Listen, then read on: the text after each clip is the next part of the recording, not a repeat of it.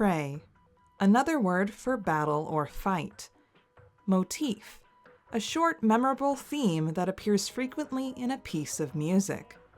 In short, Fraymotifs can be defined as frequently used battle techniques in the Homestuck universe, specifically for SBURB and its alias, Scrub. Fraymotifs can be purchased by player characters using boon dollars from consort-run shops on their SBURB host planets. The shop's Fraymotifs are primarily aligned with that planet player's aspect, but they can be used in combos with up to 2 other aspects.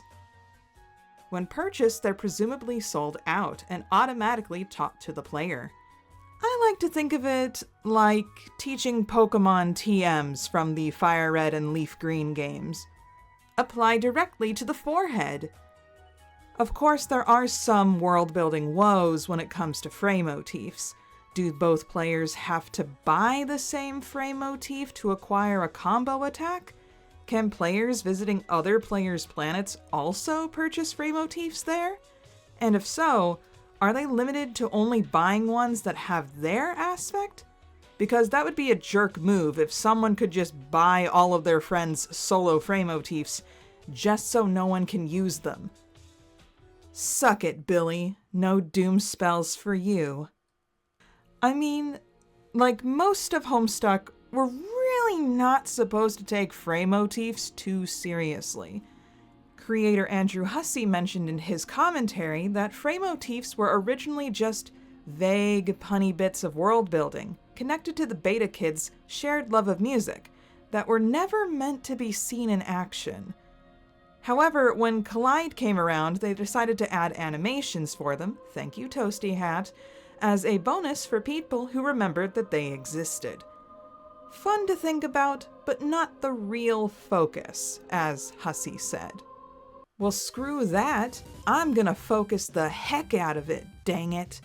Let's take a look at every known Fraymotif in canon Homestuck, find out what the title references, what the technique might do, and since it's music theory related, we can maybe even take a moment to hear what they might sound like. You know, in the off chance that they decide to make a Homestuck MMO with musical themes for each Fraymotif. Oh goodness, the cacophony of a server full of motifs going on at the same time would sound like hell. Keep in mind that we are slightly dipping our toes into theory crafting territory, and I don't know music theory too well, but I'm gonna try my best to explain things how I understand them. As it is, there are not many known Fraymotifs. Most of them are ones that can be used by John Egbert, as they were available for purchase during the walk-around flash page, John, Enter Village. The least expensive Fraymotif is Feathercadence, a breath solo technique. Feathers not only give most birds the power of flight, but they are also light enough to be carried by a breeze, fitting for John's windy powers. A cadence is where 2 or more chords are used to punctuate the end of a musical piece, giving a sense of finality. There are multiple kinds of cadences, but they tend to sound sort of like this. Or this. The first one was an authentic cadence, and the second was a deceptive cadence. I'm not sorry. I'm not sorry. I'm not sorry.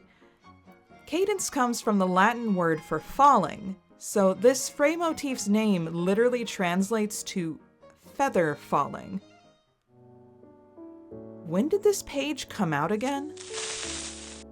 So maybe Feathercadence is more of a support move than an actual attack. For example, lowering an opponent's attack stat a la Feather Dance from Pokemon. Or maybe it actually does what the Minecraft enchantment Featherfall does, slowing John's descent, protecting him from fall damage. John's next solo Fraymotif is Pneumatic Progression. If something is said to be pneumatic, it means that it contains or is powered by air or gas. A pipe organ, or the Land and Wind and Shade's messaging system, which is managed by the breeze, could both be considered pneumatic. A progression is when a sequence of chords is played in music. A cadence is a kind of progression. But a progression can also sound a bit like this.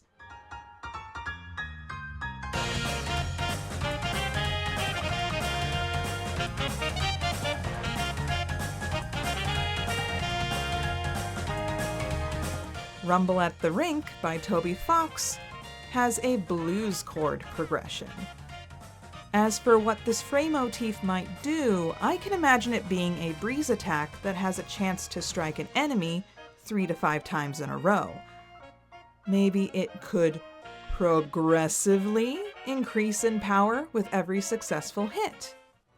John's final solo Fraymotif is Breathless Battaglia. A battaglia, from the Italian word for battle, is a piece of music where instrumentation or vocals are used to imitate the sounds of combat. We're talking yells, cannons, drum rolls, fanfare. A good chunk of Homestuck songs are battle themes, a few of which can be considered battaglia. Some examples are Rex Duodecim Angelus from Alternia Bound, Negastrife from 1 Year Older, and even Carefree Victory from Homestuck Volume 4, since that is victory fanfare music. I'm going to say that by title alone, Breathless Battaglia is a long, loud shout of air. John Egbert Confuse Roda Imps. I don't make the rules here. Our first combo Fraymotif is Ivories in the Fire, a Breath and Time combo between John and Dave Strider. It's a pun on the phrase irons in the fire, which pops up a lot in Homestuck. It also shows its connection to both Dave and John, since Dave's associated element is fire, and John's associated instrument is the piano. The term ivories alludes to the keys of a piano, as the white keys were traditionally made from ivory. As for the Fraymotif, I'm seeing fire, like a giant spinning cyclone of flames.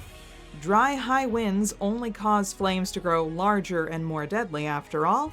Like asking if the piano is a percussion or a string instrument. John's second combo is with Rose Lalonde, Mixolydian Maelstrom.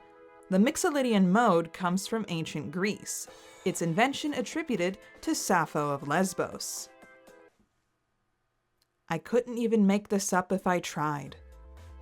The Mixolydian mode is a variety of the major scale, where instead of going up the scale as normal, the 7th note of the octave falls flat. While later used in medieval church music and for more Celtic music than can ever be counted, the Mixolydian mode is still being used in modern pop songs. Some notable ones are Coldplay's Clocks, Beyonce's Single Ladies, and Lynyrd Skynyrd's Sweet Home Alabama.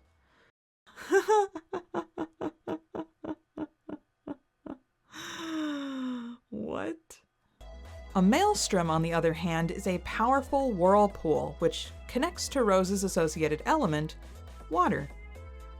I'm imagining this Fraymotif to be the water version of Ivories in the Fire. Giant water tornado. The last known named motif for John Egbert is Fantasia's Inhale, a combo with his sister, Jade Harley. A Fantasia is a free-form, often improvised musical composition. They're known to be imaginative and fluid, not being held by traditional music structures. Do we know any Fantasias in the OST? I'm thinking mostly of the flash pages where you could control what notes Jade Harley played on her flute, but I'm also thinking about Sarabande by Erik Scheele, because that was originally an improvised piece. This whole section that I just said was also kind of improvised. Never doing that again. An inhale is something that I tend to forget to do while recording these scripts. But what is a free-form inhale and how does it fight? Maybe instead of an attack, it's a healing move. because none of the beta kids have healing spells. Nana Sprite is the closest thing we have to a healing spell in that session. That and having a dream self act as a 1-up when they die. Not if they die, when they die. Because that is horrifying to think about, let's give the kids a healing spell. The only other confirmed Fraymotif of Jade's is her combo with Dave, Adagio Redshift. Adagio is a musical tempo, marked on a sheet of music to indicate that a passage is played at a slow, leisurely pace. Incidentally, in ballet, an adagio is the graceful, elaborate part of the male-female grand pas de deux, a symbol of love between the lead roles. Make of that what you will. Meanwhile, in astronomy, redshift happens when, due to radiation energy stretching across the universe, planets and galaxies tend to look redder than they actually are. The further away an object is in space, the less radiation it has, the more it redshifts. By measuring redshift patterns of the planets, scientists were able to discover that the universe is gradually expanding in size. Space is adagio redshifting. From the meaning of its name and the aspects involved, fans speculate that adagio redshift might slow down or decrease the energy of a target. This would be especially good for literal radiation imps. However, even if that was the Fraymotif's power, Jack Noir proved to be more powerful. The next and last time we see Fraymotifs in Homestuck is in Soundpage Collide, used by John, Roxy, and Rose against the Condescension, and Dave, Dirk, and Terezi against the Jack Noirs. They get a cute little selection menu and everything. Though, to clarify, we do not see the Fraymotif menu every time a duo or trio is used. We can only speculate that a Fraymotif is in play whenever we see energy symbols representing the player's aspects pulsing in front of the kid, as shown. Also, while we don't know their names, we kind of know what they do. In fact, this is the only time we see attacks from the light aspect as beams of light. Up to this point, light was more of a luck and knowledge-based aspect, while hope was known for literal magic lasers. In our first trio Fraymotif, John, Rose, and Roxy conjure a statue of Zazarpan the Learned and send it in a whirlwind around their target, harkening back to what the statue did during Soundpage Enter. After a while, magical energies emerge from its mouth as it moves. The next Fraymotif has John and Rose summon a hail of both magic and harsh winds. This is followed by a rapid amount of Fraymotifs, which has Rose and Roxy drawing up a cube of light around their target, encasing the Condis with perfectly generic objects, John and Rose creating a vortex of wind surrounded by magic, and Rose and Roxy conjuring a void-shaped vortex around the target which blasts magical rays. Whew. With Terezi and the Striders, we see 3 more unnamed Fraymotifs. After Dirk is downed by a spray of bullets, Terezi and Dave use their Time and Mind Fraymotif to search through the multiple alternate instances of the battle and bring back a Dirk from a timeline where he was unharmed. They also bring back one very confused Spade Slick. A little later, after winding up Weeb style, Dave and Terezi's next Fraymotif has them search back through the battle's timeline and merge back into their past selves, allowing them to take advantage of Spade Slick while he was still disoriented from the use of the first Fraymotif. Lastly, the Strider Bros use their duo, where Dave and Dirk trap their target in the Fraymotif. It seems to have locked Spade Slick's soul in a loop of damage. It kind of looks like he's eternally falling, Portal style. Wait a minute. Where did the kids buy these Fraymotifs? Roxy and Dirk weren't part of the beta session, so the shops wouldn't have sold anything with the void or heart aspect in them. Wait. The alpha session's consorts were dead. Did they even run shops? Maybe I should stop overthinking the gag powers before I pirouette off the handle. Thank you guys so much for watching this video covering Fraymotifs. I hope you enjoyed. Are there facts or theories I missed? Or questions still left over? Leave them in the comments below. Be sure to check out my channel's social medias and consider giving my Patreon a look, and I will see you all next time. Bye!